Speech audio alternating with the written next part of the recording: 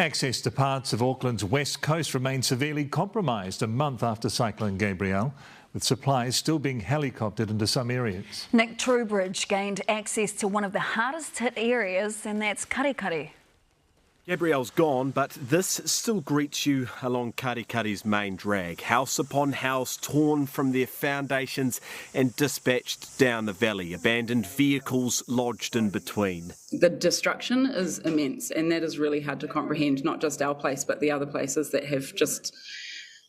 The devastation was so enormous. This is Amber Rhodes' former home. She somehow survived this, now forced to swap Karikari for K Road in central Auckland. That house held the belongings of my grandparents who aren't with us anymore, and our family home that we grew up in. Along a scarred Lone Cody Road, still closed to the public, Gabrielle's strength remains evident. This house, perched atop a newly formed cliff, is literally ripped in half. The internal stairs visible from the outside, and household belongings litter the slip below. We've gained rare access to Karikari's Lone Cody Road, and a month since Cyclone Gabrielle, this is what roading crews and locals are still faced with. Further up, we reach a makeshift community hub. Lots of tin spaghetti and baked beans. Sarah Cannon's front lawn is now the go-to place for those in need.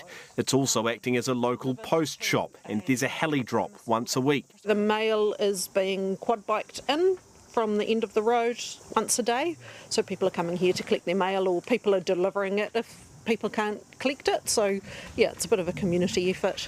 She's basically spent a lifetime on Auckland's west coast. They know a good storm, but not this level of fallout. What are the sort of, the priorities? Access. Access is the biggest one, so we need our roads fixed. It's even quieter than usual here in Karikari. Some estimate 2/3 have left the valley, but for current and former locals, it's gratitude that shines through.